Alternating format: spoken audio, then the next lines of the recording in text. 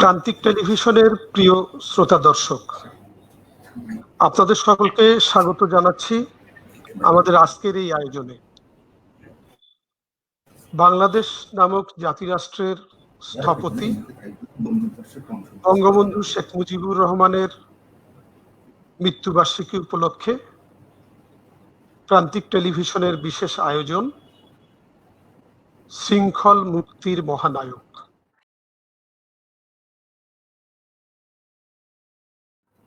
অনুষ্ঠানের শুরুতে আমরা গভীর শ্রদ্ধাভরে স্মরণ করছি ৭৫-এর ১৫ই আগস্ট নির্মম হত্যাকাণ্ডের শিকার জাতির জনক বঙ্গবন্ধু শেখ মুজিবুর রহমান সহ সেদিনের সকল নিহতের প্রতি।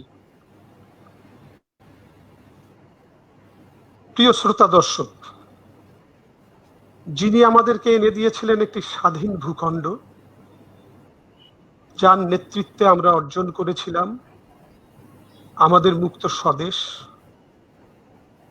সেই বাংলাদেশে দাঁড়িয়ে আমরা আজ কথা বলছি। টুঙ্গিপাড়ার নিভৃত পল্লী থেকে খোকা নামের যে শিশুটি জন্মগ্রহণ করেছিল ১৯২০ সালের ১৭ মার্চ, তিনি ক্রমাগত হয়ে উঠেছিলেন আমাদের প্রাণকর্তা শেখ মুজিবুর রহমান। রাজনৈতিক নেতৃত্ব তৈরি হয়েছিল, তিনি হয়ে উঠেছিলেন বঙ্গবন্ধু, তিনি হয়ে উঠলেন আমাদের জাতির পিতা, ৭১-এ মহান মুক্তি সংগ্রামের নেতৃত্ব দানকারী। আমরা আজকের অনুষ্ঠানে মূলত সেই কথাগুলোই শুনব। বঙ্গবন্ধুর জাতির পিতা হয়ে ওঠার গল্প আমরা শুনব, শেখ মুজিবুর রহমানের অসমাপ্ত আত্মজীবনীর কিছু অংশ, আমরা শুনবো আবৃত্তি, আমরা শুনবো আলোচনা এবং একটি গান। আমাদের এই আয়োজন শুরু করতে চাই আমরা শেখ মুজিবুর রহমান রচিত অসমাপ্ত আত্মজীবনী গ্রন্থের নির্বাচিত ছোট্ট অংশ দিয়ে, যে অংশে আমরা জানতে পারবো আমাদের মহান নেতার শৈশবকালের গল্প। সেই গল্প আমাদের পড়ে শোনাবে নতুন প্রজন্মের পাঠক আদিব আওসাফ নীলাভ। নীলাভ যুক্ত হয়েছে তাদের মাস্টার পাড়ার বাসা থেকে আমাদের এই অনুষ্ঠানে।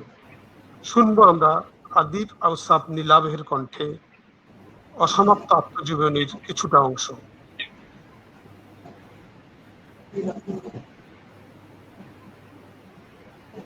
আমার জন্ম হয় ১৯২০ সালের ১৭ই মার্চ তারিখে। আমার আব্বার নাম শেখ লুৎফর রহমান। আমার ছোট দাদা খান সাহেব শেখ আব্দুর রশিদ একটা এমই স্কুল প্রতিষ্ঠা করেন। আমাদের অঞ্চলের মধ্যে সেকালেই একটা মাত্র ইংরেজি স্কুল ছিল, পরে এটা হাই স্কুল হয়, সেটি আজও আছে। আমি ৩য় শ্রেণী পর্যন্ত এই স্কুলে লেখাপড়া করে আমার আব্বার কাছে চলে যাই এবং ৪র্থ শ্রেণীতে গোপালগঞ্জ পাবলিক স্কুলে ভর্তি হই। আমার মায়ের নাম সায়রা খাতুন। তিনি কোনোদিন আমার আব্বার সাথে শহরে থাকতেন না। তিনি সমস্ত সম্পত্তি দেখাশোনা করতেন আর বলতেন, আমার বাবা আমাকে সম্পত্তি দিয়ে গেছেন যাতে তার বাড়িতে আমি থাকি। শহরে চলে গেলে ঘরে আলো জ্বলবে না, বাবা অভিশাপ দেবে। আমরা আমার নানার ঘরেই থাকতাম। দাদার ও নানার ঘর পাশাপাশি। আব্বার কাছে থেকেই আমি লেখাপড়া করি, আব্বার কাছেই আমি ঘুমাতাম। তার গলা ধরে রাতে না ঘুমালে আমার ঘুম আসতো না। আমি বংশের বড় ছেলে, তাই সমস্ত আদর আমারই ছিল। আমার মেজ চাচারও কোনো ছেলে মেয়ে ছিল না। আমার ছোট দাদারও একমাত্র ছেলে আছে, তিনিও খান সাহেব খেতাব পান। এখন আইয়ুব সাহেবের আমলে প্রাদেশিক আইনসভার সদস্য আছেন। ডিস্ট্রিক্ট বোর্ডের সভ্যও ছিলেন, নাম শেখ মোশাররফ হোসেন। 1934 সালে যখন আমি সপ্তম শ্রেণীতে পড়ি, তখন ভীষণভাবে অসুস্থ হয়ে পড়ি। ছোট সময় আমি খুব দুষ্ট প্রকৃতির ছিলাম। খেলাধুলা করতাম, গান গাইতাম এবং খুব ভালো ব্রতচারী করতে পারতাম। হঠাৎ বেরি রোগে আক্রান্ত হয়ে আমার হার্ট দুর্বল হয়ে পড়ে। আব্বা আমাকে নিয়ে কলকাতায় চিকিৎসা করাতে যান। কলকাতার বড় বড় ডাক্তার শিবপদ ভট্টাচার্য, একে রায় চৌধুরী আরো অনেককেই দেখান এবং চিকিৎসা করাতে থাকেন। প্রায় 2 বছর আমার এইভাবে চলল। 1936 সালে আব্বা মাদারীপুর মহকুমায় সেরেস্তাদার হয়ে বদলি হয়ে যান। আমার অসুস্থতার জন্য মাকেও সেখানে নিয়ে আসেন। 1936 সালে আবার আমার চক্ষু খারাপ হয়ে পড়ে। গ্লুকোমা নামে একটা রোগ হয়। ডাক্তারদের পরামর্শে আব্বা আমাকে নিয়ে আবার কলকাতায় রওনা হলেন চিকিৎসার জন্য। এই সময় আমি মাদারীপুর হাই স্কুলে সপ্তম শ্রেণীতে ভর্তি হয়েছিলাম লেখাপড়া করার জন্য। কলকাতা যেয়ে ডাক্তার টি আহমেদ সাহেবকে দেখালাম। আমার বোন কলকাতায় থাকতো, কারণ ভগ্নিপতি এজিবিতে চাকরি করতেন। তিনি আমার মেজ বোন শেখ ফজলুল হক মনির মা। মনির বাবা পূর্বে সম্পর্কে আমার দাদা হতেন, তিনিও শেখ বংশের লোক। বোনের কাছেই থাকতাম, কোনো অসুবিধা হতো না। ডাক্তার সাহেব আমার চক্ষু অপারেশন করতে বললেন। দেরি করলে আমি অন্ধ হয়ে যেতে পারি। আমাকে কলকাতা মেডিকেল কলেজ হাসপাতালে ভর্তি করে দিলেন। ভোর 9টায় অপারেশন হবে। আমি ভয় পেয়ে পালাতে চেষ্টা করতে লাগলাম, কিন্তু পারলাম না। আমাকে অপারেশন ঘরে নিয়ে যাওয়া হলো। 10 দিনের মধ্যে 2টা চক্ষুই অপারেশন করা হলো। আমি ভালো হলাম। তবে কিছুদিন লেখাপড়া বন্ধ রাখতে হবে, চশমা পড়তে হবে। তাই 1936 সাল থেকেই চশমা পড়ছি।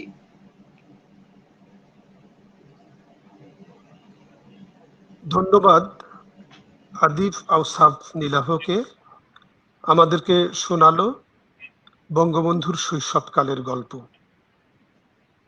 প্রিয় শ্রোতা দর্শক, আমরা জানি বাংলার মানুষকে রাজনৈতিক, অর্থনৈতিক, সাংস্কৃতিক নিপীড়ন থেকে মুক্তির জন্য আমাদের জাতির জনক সারা জীবন লড়াই সংগ্রাম করেছেন এবং এর সবগুলোর আলাদা আলাদা করেও যদি আমরা দেখতে চাই, দেখব যে বঙ্গবন্ধু শেখ মুজিবুর রহমান আলাদা আলাদা ভূমিকা রেখেছেন সবগুলোর ক্ষেত্রে। তার নিজস্ব রাজনৈতিক দর্শন ছিল। আমরা এখন বঙ্গবন্ধুর অর্থনৈতিক দর্শন সম্পর্কে কিছুটা শুনব। গাইবান্ধার বিশিষ্ট রাজনীতিক, বাংলাদেশের কমিউনিস্ট পার্টি গাইবান্ধা জেলা শাখার অন্যতম নেতা ওয়াজিউর রহমানের রাফেলের কাছ থেকে। এখন বলবেন ওয়াজিউর রহমান রাফেল। ধন্যবাদ জহুরুল কায়ুম। শৃঙ্খল মুক্তির মহানায়ক, আপনি প্রথমেই বলেছেন এই শিরোনামে আজকে আলোচনা। অর্থনৈতিক দর্শনের কথা বলেছেন বঙ্গবন্ধু। এই শৃঙ্খল মুক্তিটা কোথায়, কিভাবে হলো, একটু রাজনৈতিক আলোচনা না করলে তার অসম্পূর্ণ থেকে যাবে। আসলে আমরা ছিলাম পাকিস্তানের শাসনে, শোষণে জর্জরিত। সেইখানে বঙ্গবন্ধু সহ অনেক নেতাই ছিলেন, আমি সকলকে শ্রদ্ধা করে স্মরণ করি। বঙ্গবন্ধু যেভাবে একটা সুনির্দিষ্ট টার্গেট নিয়ে, সুনির্দিষ্ট একটা যাত্রা, রাজনৈতিক কৌশল নিয়ে এগিয়ে গেলেন, সেখান থেকেই তিনি মুক্তিযুদ্ধের মহানায়ককে পরিণত হলেন। বাংলাদেশ স্বাধীনতা, বাংলাদেশের মুক্তিযুদ্ধ, এই যে কাজটি অসাধ্য ছিল, অনেক কঠিন ছিল, সেই কাজটি এত সহজে বঙ্গবন্ধু একটার পর একটা রাজনৈতিক কৌশলের মধ্যে দিয়ে, রাজনৈতিক কর্মসূচির মধ্যে দিয়ে এগিয়ে নিয়ে গেছেন। এটা একটা অসাধারণ কাজ। আমি বলবো যে আমাদের দেশে অনেক রাজনীতিবিদ ছিলেন। বঙ্গবন্ধু যখন জন্মগ্রহণ করেন, আপনারা যদি টুঙ্গিপাড়া যেয়ে থাকেন, অনেকে দেখেছেন কি একটা রিমোট অঞ্চল, একেবারে চারিদিকে মধুমতি নদীর পাশে, আর চারিদিকে ছিল এক জলাশয়, নৌকা ছাড়া সেখানে যাওয়া যেত না। সেই রকম একটা জায়গা থেকে বঙ্গবন্ধু উঠে এসেছেন। এটা কিন্তু কম কৃতিত্ব না। আজকের প্রধানমন্ত্রী শেখ হাসিনা তার লেখায় একটা লিখেছিলেন যে বিভূতিভূষণ যে পথের পাঁচালীর কাহিনীর কথা বলতে চেয়ে বলছেন যে অপু দীপু, অর্থাৎ তার ভাই শেখ কামাল আর তিনি সেই জলাশয়, সেই মধুমতি নদীর পাশ দিয়ে তারা খেলে বেরিয়েছেন। এইরকম একটা গ্রাম থেকে তিনি কিভাবে সম্ভব হয়েছিল? তৎকালীন ছিল একটা সামন্ত শ্রেণীর প্রভাব। আমি যদি ফরিদপুরের কথাই বলি, ইউসুফ আলী চৌধুরী, ওয়াহিদুজ্জামান খান, ঠান্না মিয়া, মোহন মিয়ারা, এরা তখন তাদের অনেক আধিপত্য, অনেক প্রভাব। সেখান থেকে বেরিয়ে এসে কলকাতায় যে সোহরাওয়ার্দী সাহেব, ফজলুল হক সাহেব, হাশেম সাহেব, এনাদের প্রতিভার বিকাশ করেছেন, এটা এখন কল্পনা করা যায় না। এটা চিন্তা করলে আমরাই অবাক হই। কারণ একটা গ্রাম থেকে যাওয়া একটা বালক, ওই অর্থে বলবো তরুণ একটা যুবক, তখন যে তাদের সান্নিধ্যে যে সোহরাওয়ার্দী সাহেবের স্নেহ কিভাবে পেলেন তিনি, তার প্রতিভা ছিল বলেই সোহরাওয়ার্দী সাহেব তাকে কাছে টেনে নিয়েছেন। নাহলে সোহরাওয়ার্দী সাহেব একজন নবাব ফ্যামিলির ছেলে শুধু না, তার রাজনীতি অনেক বড় ভাবে রাজনীতিবিদ সোহরাওয়ার্দী সাহেব। তিনি মুখ্যমন্ত্রী ছিলেন অবিভক্ত বাংলার, তিনি তাকে কাছে টেনে নিয়ে এলেন। এটি সম্ভব হয়েছে তার প্রতিভা, তার মেধা, তার অসাধারণ সাংগঠনিক ক্ষমতা। সেইখানে যে ছাত্র আন্দোলন করে গড়ে তুললেন, এবং গড়ে তোলার পর তিনি আস্তে আস্তে সেটাকে মুসলিম লীগের রাজনীতিতেও তার একটা প্রভাব সৃষ্টি হলো। এইভাবে তিনি কিন্তু এগিয়ে গেলেন। তারপর বাংলাদেশ স্বাধীনতা, পূর্ব পাকিস্তান যখন হয়ে গেল, এখানে এসে প্রথম কাজটাই তিনি করলেন ছাত্রকে ছাত্রলীগ গঠন করে তিনি এই অঞ্চলে ছাত্রদেরকে সংগঠিত করার চেষ্টা করলেন। ইভেন এইটা বলতে আমরা জেনেছি ইতিহাস থেকে, এই গাইবান্ধাও তিনি এসেছেন, 2 দিন ছিলেন এই ছাত্র সংগঠন করতে এসে 1948 সালে। তাহলে কিভাবে তার লক্ষ্যটা কি ছিল? যে আমরা যখন একটা কিছু চিন্তা করি 20 বছর পর কি হবে, 30 বছর পর কি হবে, সেই চিন্তার থেকে তিনি কিন্তু ছাত্র সংগঠন আগে গড়ে তুলেছিলেন। এখানে ছাত্রলীগকে সংগঠিত করে 48 সালে আস্তে আস্তে এগিয়ে গেলেন। এরই মধ্যে তিনি শুধু ওইখানে থেমে থাকেননি। তিনি আওয়ামী লীগ যখন গঠন হয়, আওয়ামী মুসলিম লীগ, জয়েন্ট সেক্রেটারি শামসুল আব্দুল হামিদ খান ভাসানী সভাপতি, তিনি জয়েন্ট সেক্রেটারি নির্বাচিত হলেন। এবং একটা পর্যায়ে ঢাকা বিশ্ববিদ্যালয়ের 4র্থ শ্রেণী কর্মচারী, যে কথাটা আপনি বললেন, অর্থনৈতিক তার দর্শন, 4র্থ শ্রেণী কর্মচারীদেরকে সংগঠিত করলেন। এটাও কম কথা না। যারা নিষ্পেষিত, যারা বঞ্চিত, তাদেরকে তিনি সংগঠিত করার চেষ্টা প্রথম থেকে শুরু করলেন। সেই কারণে তাকে বিশ্ববিদ্যালয় থেকে বহিষ্কার করে দেওয়া হলো। ঢাকা বিশ্ববিদ্যালয় তিনি আইন বিভাগে থাকতে পারলেন না, কিন্তু তিনি মাথা নত করেননি। তিনি তার অর্থনৈতিক কর্মকাণ্ডের মুক্তির জন্য তিনি শুরু করেছেন তার রাজনীতি জীবন। এইভাবে তিনি এগিয়ে গেলেন। দেখেন, যুক্তফ্রন্ট যখন গঠন হয়, সেদিনকার বামপন্থী কমিউনিস্ট পার্টি সহ, এদিকে মৌলানা ভাসানী, এদিকে বটেই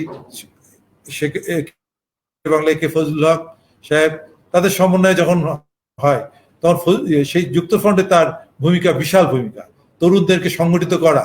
এবং যুক্তফ্রন্টের মাধ্যমেই আমরা নির্বাচনের মাধ্যমে আমরা বুঝতে পারলাম যে কি এই দেশবাসী বুঝতে পারলো, বা পাকিস্তানবাসী বুঝতে পারলো, যে পূর্ব পাকিস্তানের লোক ইতিমধ্যে পূর্ব পাকিস্তানের মানুষ মুসলিম লীগকে কবর দিয়ে দিল। কম কথা না। তবে স্বাধীন হলো বাংলাদেশ, ইস্ট পাকিস্তান হলো, বা পাকিস্তান হয়েছে 47 সালে, 54 সালে এসে কিন্তু মুসলিম লীগের কবর হয়ে গেল। কিভাবে হলো? ভাষা আন্দোলনের রাজনীতি। ভাষা আন্দোলন যখন শুরু হয়, বঙ্গবন্ধু বারবার জেলে গেছেন, কিন্তু জেল থেকেও তিনি অনশন করেছেন, এবং যখনই প্রকাশ্যে এসেছেন তখনই কিন্তু তিনি চলো অ্যাসেম্বলি চলো করে মিছিল বের করেছে। তখনকার দিনে জগন্নাথ হল, যেটা এখন ঢাকা বিশ্ববিদ্যালয়, ওইখানে ছিল ঢাকা বিশ্ববিদ্যালয় জগন্নাথ হল, ওইখানে ছিল তখন অ্যাসেম্বলি ভবন, সেখানে কিন্তু চলাচল করে ঘেরাও করেছে। এইভাবে তিনি কিন্তু একটার পর একটা আন্দোলনকে সংগঠিত করেছেন এবং নেতৃত্ব দিয়েছেন। এখানে কোনো তার দ্বিধাদ্বন্দ্ব ছিল না। অনেক বামপন্থী ছাত্র আন্দোলনের লোকরা ছিল, তারা অনেক সময় চেষ্টা করেছে, যে তারাও নেতৃত্ব নেওয়ার চেষ্টা করেছে। অবশ্যই তাদের অবদান অনেক অনেক অবদান, কিন্তু বঙ্গবন্ধু বুঝতে পেরেছে কি বাংলাদেশের জনগণের কি সেন্টিমেন্ট, সেই সেন্টিমেন্টকে নিয়ে তিনি কিন্তু এগিয়ে গেছেন। তারপর তো যুক্তফ্রন্ট তো আমাদের এখানে আরেকটা যে কাজটা করেছেন, মন্ত্রিসভা থেকে তিনি পদত্যাগ করলেন। কেন করলেন? যে দলকে তিনি সংগঠিত করতে চাচ্ছেন। যে মন্ত্রিসভায় তিনি আছেন, বললেন যে থাক, মন্ত্রিসভা থাকুক, আপনারা করেন, আমাকে দলটাকে দেখতে হবে।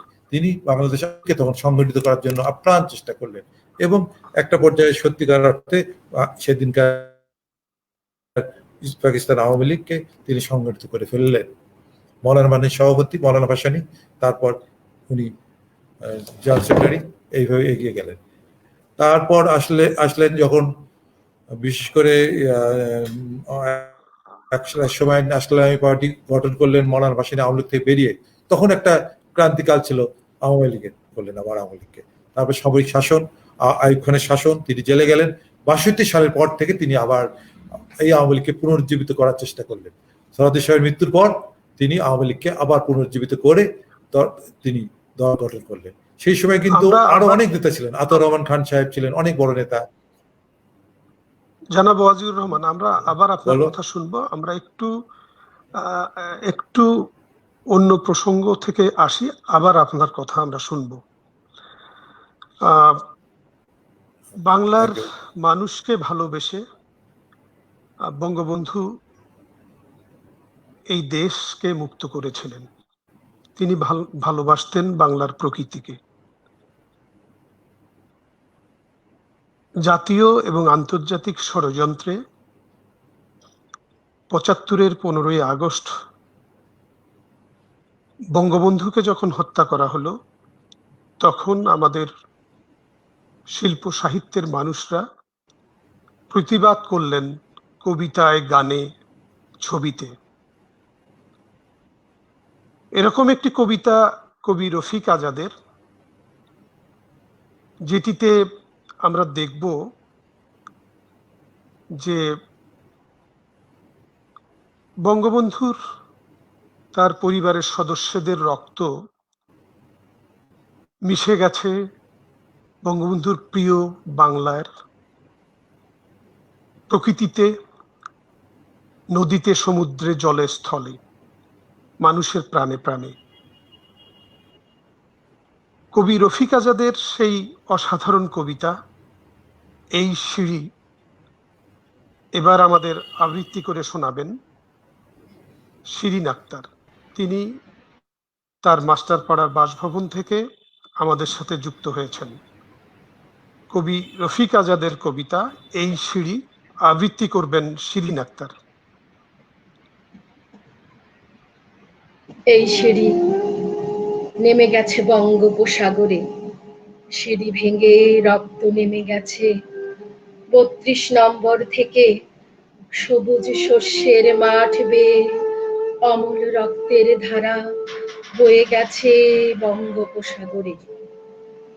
মাঠময় শস্য তিনি ভালোবাসতেন, আয়ত দুচোখ ছিল পাখির পিয়াসী, পাখি তার খুব প্রিয় ছিল। গাছগাছালির দিকে প্রিয় তামাকের গন্ধ খুলে চোখ তুলে একটুখানি তাকিয়ে নিতেন, পাখিদের শব্দে তার ঘুম ভেঙে যেত। স্বপ্ন তার বুক ভরেছিল, পিতার হৃদয় ছিল স্নেহে আর্দ্র চোখ। এদেশের যা কিছু তা হোক না নগণ্য ক্ষুদ্র, তার চোখে মূল্যবান ছিল। নিজের জীবনী শুধু তার কাছে খুব তুচ্ছ ছিল। স্বদেশের মানচিত্র জুড়ে পড়ে আছে বিশাল শরীর, তার রক্তে এ মাটি উর্বর হয়েছে। সবচেয়ে রূপবান দীর্ঘাঙ্গ পুরুষ, তার ছায়া দীর্ঘ হতে হতে মানচিত্র ঢেকে দেয় সস্নেহে আদরে, তার রক্তে সব সবুজ হয়েছে। এই সিঁড়ি নেমে গেছে বঙ্গোপসাগরে, এই সিঁড়ি নেমে গেছে বঙ্গোপসাগরে, সিঁড়ি ভেঙে রক্ত নেমে গেছে স্বপ্নের স্বদেশ বেপে, সবুজ শস্যের মাঠ বেয়ে অমল রক্তের ধারা নেমে গেছে বঙ্গোপসাগরে, অমল রক্তের ধারা নেমে গেছে বঙ্গোপসাগরে। ধন্যবাদ শিরিন আক্তারকে আমাদেরকে সেই চিত্রটি তুলে ধরবার জন্য, যেটি রফিকা জাত চেষ্টা করেছেন তার কবিতায়। আমরা আবার আলোচনায় ফিরে যাই জনাব ওয়াজিউর রহমান রাফেলের কাছে। তিনি বলছিলেন বঙ্গবন্ধুর রাজনৈতিক জীবনের কথা। এখন আমরা তার অর্থনৈতিক দর্শনের কথা কিছুটা শুনব এবং ৭১-এর স্বাধীনতার সংগ্রাম, মুক্তির সংগ্রাম প্রসঙ্গ দিয়ে যদি তিনি আমাদের স্বাধীন দেশে বঙ্গবন্ধুর অর্থনৈতিক উদ্যোগের কথা কিছু বলেন। ওয়াজিউর রহমান রাফেল। আচ্ছা, শুরুতে আবার যেহেতু অর্থনৈতিক বিষয়টা আসছে, ৬ দফার কথাটা একটু বলতেই হবে। ৬ দফা যখন বঙ্গবন্ধু দিলেন তখন অনেকে এটার বিরোধিতা করেছিলেন, কিন্তু তিনি কিন্তু এটাও একটা অর্থনৈতিক মুক্তির আন্দোলন। পাকিস্তানের শাসক গোষ্ঠী ২২ পরিবারের যে শাসন শোষণ, সেইখানে ৬ দফা একটা সেই সময়ের জন্য একটা প্রগতিশীল কর্মসূচি। সেখানে যা ৬টি পয়েন্ট যেটা দেওয়া আছে, অর্থনৈতিক বিষয়টাও আছে। সেই জায়গায় আমরা মনে করবো ৬ দফার মধ্যে দিয়ে জাতীয়তাবাদের আরো আন্দোলনকে বেগবান হয়েছে। এটাই তার প্রথম, আমি বলবো, রাজনৈতিক সফলতার একটা সবচেয়ে বড় দিক হচ্ছে ৬ দফা। ৬ দফা মানুষের যে কোনো আন্দোলন, অর্থনৈতিক আন্দোলন যদি থাকে সাথে, তার সাথে জাতীয়তাবাদী আন্দোলন একসাথে মিলাই দিয়ে তিনি কিন্তু সফল হন। তারপরে ৭১-এর মুক্তিযুদ্ধ। ৭১-এর মুক্তিযুদ্ধ সম্পর্কে আমি আর কিছু বলতে যাচ্ছি না। তিনি যা করে গেছেন, ৭১-এর মুক্তিযুদ্ধে যেভাবে নিয়ে গেছেন, বিশেষ করে ৭০-এর নির্বাচনের মধ্য দিয়ে দেশটাকে এককভাবে একক নেতৃত্বে নিয়ে গেছেন। এটা যদি তিনি না করতেন তাহলে কিন্তু অনেকে ভোটের আগে ভাত চাই, ভোটের বাক্সে লাথি মারো, বাংলাদেশ স্বাধীন করো, অনেক কথাই বলেছিলেন, কিন্তু তিনি তা মানেননি। তিনি বলছে ভোটও করবো, আমি স্বাধীনতা আনবো। সেটাই তিনি সফলতা, সেইখানেই সফল হয়েছেন তিনি। তারপরে দেখেন বাংলাদেশ স্বাধীনতার পর তার ওইখানে ৭১-এর যদি তার ভাষণ শোনেন, ৭ই মার্চের বক্তৃতায়, সেখানে কিন্তু পরিষ্কার কথা বলেছেন, এবারের সংগ্রাম মুক্তির সংগ্রাম, এবারের সংগ্রাম স্বাধীনতার সংগ্রাম। একজন বর্জীয় নেতারা হয়তো বলতেন যে, জাতীয়তাবাদী নেতারাই বলতেন এবারের সংগ্রাম স্বাধীনতার সংগ্রাম, কিন্তু তিনি মুক্তির কথা যেটা কেন বলেছেন? এই যেখানে এখনই কথা আসছে যে শৃঙ্খল থেকে আমরা মুক্তি হতে চাই। কারণ এবারের সংগ্রাম মুক্তি সংগ্রাম মানে একটা অর্থনৈতিক মুক্তি। একটা স্বাধীন দেশ কিন্তু শুধু মানচিত্র পাল্টালেই একটা স্বাধীন দেশ হয় না। পাকিস্তান ছিল, আমরা বাংলাদেশ হয়েছি, পূর্ব পাকিস্তানটাকে বাংলাদেশ গঠন করেছি। শুধু বাংলাদেশ, পূর্ব পাকিস্তানের জায়গায় বাংলাদেশ সেটা না, তার একটা দর্শন ছিল। দর্শনটা পরিষ্কার। সেদিনকার বিশ্ব পরিস্থিতিতে ছিল একটা সমাজতান্ত্রিক অর্থনৈতিক নিয়ে যাওয়ার একটা সকলেরই পরিকল্পনা ছিল, বিশেষ করে যারা দেশপ্রেমিক ছিলেন। বঙ্গবন্ধু বুঝেছিলেন যেখানে একটা অর্থনৈতিক মুক্তি আনতে হবে, সে মুক্তিটা সমাজতন্ত্রের মধ্যে দিয়ে আনতে হবে। সেই কারণে তিনি এখানে প্রথমেই শুরু করেছিলেন অন্ততপক্ষে বৃহৎ শিল্প কারখানাগুলো জাতীয়করণ করে সামাজিক মালিকানার দিকে নিয়ে যাওয়া। সামাজিক রাষ্ট্রীয়ত্ব অর্থ রাষ্ট্র পুঁজিবাদ না, এটা সামাজিক মালিকানা, এটা তার মধ্যে কাজ করছিল। বিশেষ করে তিনি এমন একটা জায়গায় বললেন যে আমাদের সমাজতন্ত্র হবে চীনের সমাজতন্ত্র না, রাশিয়ার সমাজতন্ত্র না। আসলে এখানে বুঝতে হবে বঙ্গবন্ধু কোনো কমিউনিস্ট নেতা ছিলেন না, বঙ্গবন্ধু ছিলেন জাতীয়তাবাদী নেতা, কিন্তু তার প্রগতিশীল জাতীয়তাবাদ, অর্থনৈতিক মুক্তি, সেইখানে তিনি বলতে চেয়েছিলেন যে আমাদের সামাজিক যে ন্যায় বিচার, সমাজতন্ত্রের অর্থে সামাজিক ন্যায় বিচারটা আমাদের সংবিধানেই আছে। সেখানে সামাজিক ন্যায় বিচারটা একটা অন্যতম লক্ষ্য। আমাদের সমাজটাকে যদি আমরা ইমব্যালেন্স করে দেই অর্থনৈতিক ভাবে, তাহলে কিন্তু একটা লুটেরা ধনিক শ্রেণী এদেশে, যেটা একেবারে সন্ত্রাস, দুর্বৃত্তায়ন, এই জায়গায় দেশ চলে যাবে, সেটা তিনি বুঝতে পেরেছিলেন বলে সেই জায়গায় বলছেন। এমনকি অনেক ভাষণ, বিশেষ করে লং কোর্স সেনাবাহিনীর একটি সেনাবাহিনীর যেটা অফিসারদের ট্রেনিং এ শেষ হয় পাসিং আউট, সেখানে তিনি কিন্তু বলেছিলেন যে আমি কি সোসাইটি কায়েম করতে চাই। আজকে গরিব মানুষ আমার অফিসে যখন যাবে, আপনাদের যখন অফিসে যাবে, তাদেরকে দূর দূর করে দিবেন না, তাদের কাছে নেমে কথা বলবেন, কারণ তাদের ট্যাক্স দিয়ে কিন্তু আপনাদের বেতন হয়। এই কথাটা কত সাহসের সাথে তিনি বলতে পেরেছেন। যেখানে আমলাতন্ত্র আছে, সেটা সহ্য হয়তো নাও করতে পারেন, কিন্তু তিনি কিন্তু এই কথাটা বলে গেছেন যে আপনারা দূরে ঠেলে দিবেন না গরিব মানুষকে, কাছে টেনে তাদের কথা শুনবেন, তাদের ট্যাক্স দিয়েই আপনাদের মাইন বেতন হয়। এই যে সাহসের সাথে কথা বলা, এটাই হচ্ছে বঙ্গবন্ধু। বঙ্গবন্ধু ৭৫-এর পরে যে কাজটা করতে চেয়েছিলেন, তার একদলীয় শাসনে অনেক সমালোচনা থাকতে পারে, কিন্তু অর্থনৈতিক বিষয়টা দেখেন, তিনি কিন্তু কোঅপারেটিভ, সামাজিক মালিকানার কেন বলছি, তিনি পরিষ্কার করে বলেছেন যে আমাদের দেশ হবে ব্যক্তিগত মালিকানা, প্রাইভেট সেক্টর, কোঅপারেটিভ সেক্টর মানে সমবায় এবং রাষ্ট্রায়ত্ত, তিনটা সমন্বয়ে দেশ চলবে। সেখানে কোঅপারেটিভ চাষ হবে, জমিগুলোর কথা বলছে যে ভাই আপনাদের আল আমরাও তুলে দেবো না, কিন্তু আপনার কোঅপারেটিভ ভাবে আমরা চাষ করতে চাই, তাতে উৎপাদন বাড়বে এবং সামাজিক মালিকানার সৃষ্টি হবে। এটা হচ্ছে বঙ্গবন্ধু এই জায়গাটায় তিনি সফলতার দিকে নিয়ে যেতে চাচ্ছিল, বাংলাদেশের অর্থনৈতিক একটা সমৃদ্ধশীল বাংলাদেশ গড়ে তুলতে চাচ্ছিল। তখনই তিনি বঙ্গবন্ধুকে হত্যা করা হয়েছে।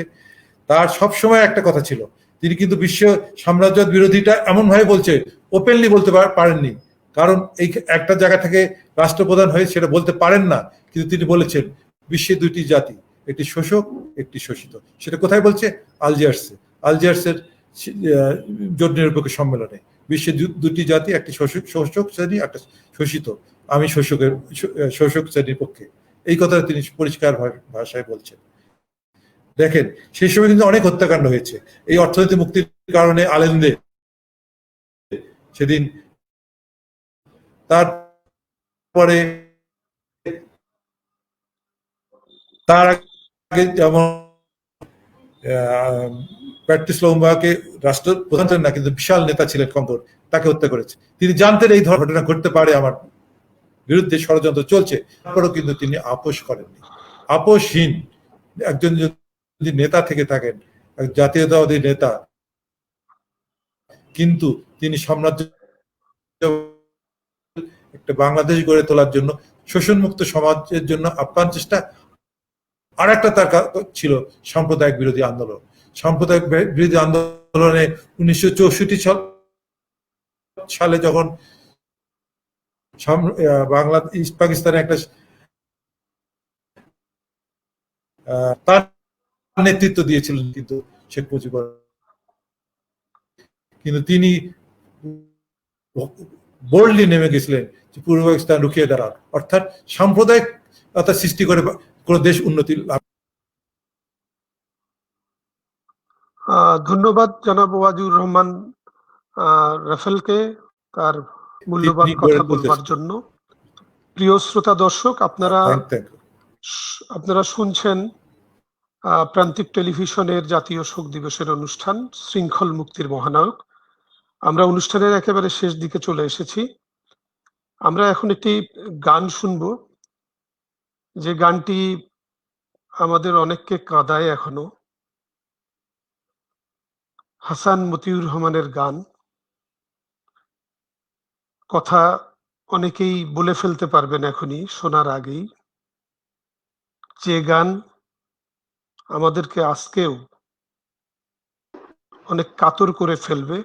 এবং গানটি প্রথম দিকে গেয়েছিলেন মলয় গাঙ্গুলি, মুজিব পরদেশী এবং সাম্প্রতিককালে সাবিনা ইয়াসমিন। আমরা এখন গানটি শুনবো প্রিয় শিল্পী চুনি ইসলামের কাছে, যিনি শহর থেকে আমাদের সাথে যুক্ত হয়েছেন। গাইবেন চুনি ইসলাম।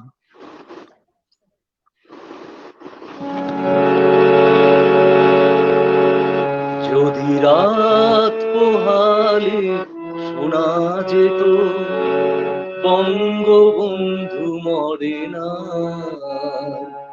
যদি রাত পোহালে শোনা যেত বঙ্গবন্ধু মরে না।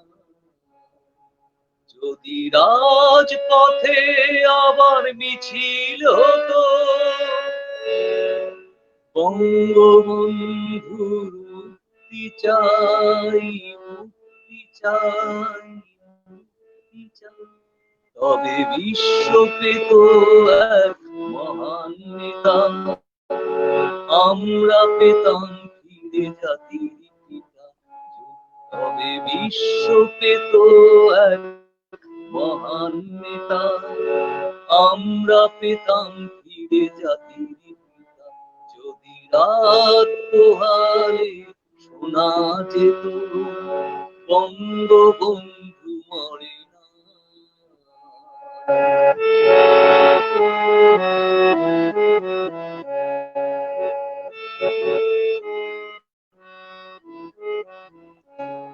যে মানুষ ভীরু কাপুরুষের মতো করেনি তো কখনো মাথা নত, যে মানুষ ভীরু কাপুরুষের মতো করেনি তো কখনো মাথা নত, এনে দিল হায়নার কাছ থেকে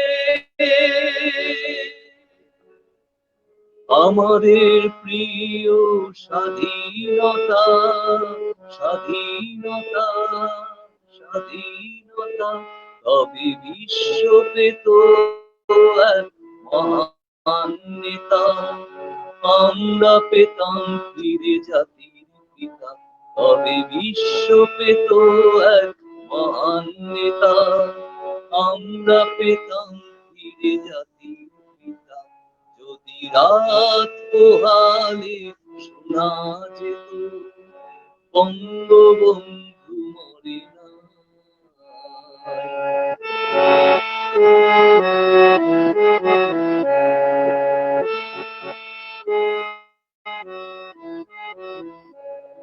কে আছে বাঙালি তার সমতুল্য, ইতিহাস একদিন দেবে তার মূল্য। কে আছে বাঙালি তার সমতুল্য, ইতিহাস একদিন দেবে তার মূল্য। সত্যকে মিথ্যার আড়াল করে যায় কি রাখা কখনো তা, কখনো তা, কখনো তা। তবে বিশ্ব পেত এক মহান নেতা, আমরা পেতাম ফিরে জাতির পিতা। যদি রাত পোহালে শোনা যেত বঙ্গবন্ধু মরে না। যদি রাজপথে আবার মিছিল হতো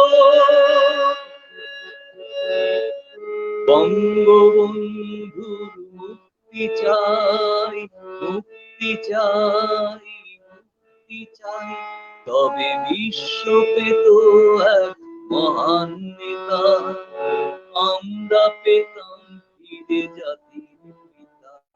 যদি রাত পোহালে শোনা যেত বঙ্গবন্ধু মরে না।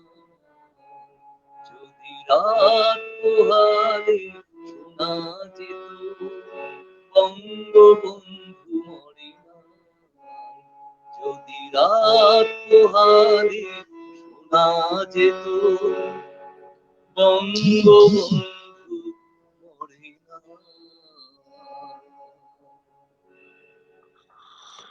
ধন্যবাদ, ধন্যবাদ চুনি ইসলাম আপনাকে গানটি পরিবেশনের জন্য। বঙ্গবন্ধুর দৈহিক অবসান ঘটেছে, কিন্তু তিনি চিরঞ্জীব প্রতিটি বাঙালির চেতনায়। প্রিয় শ্রোতা দর্শক, প্রান্তিক টেলিভিশনের জাতীয় শোক দিবসের অনুষ্ঠান শৃঙ্খল মুক্তির মহানায়ক আজকে আমরা শেষ করছি এবং আপনাদের আমন্ত্রণ জানিয়ে যাচ্ছি আগামী 13 আগস্ট একই সময়ে এই অনুষ্ঠানের দ্বিতীয় পর্ব দেখবার জন্য।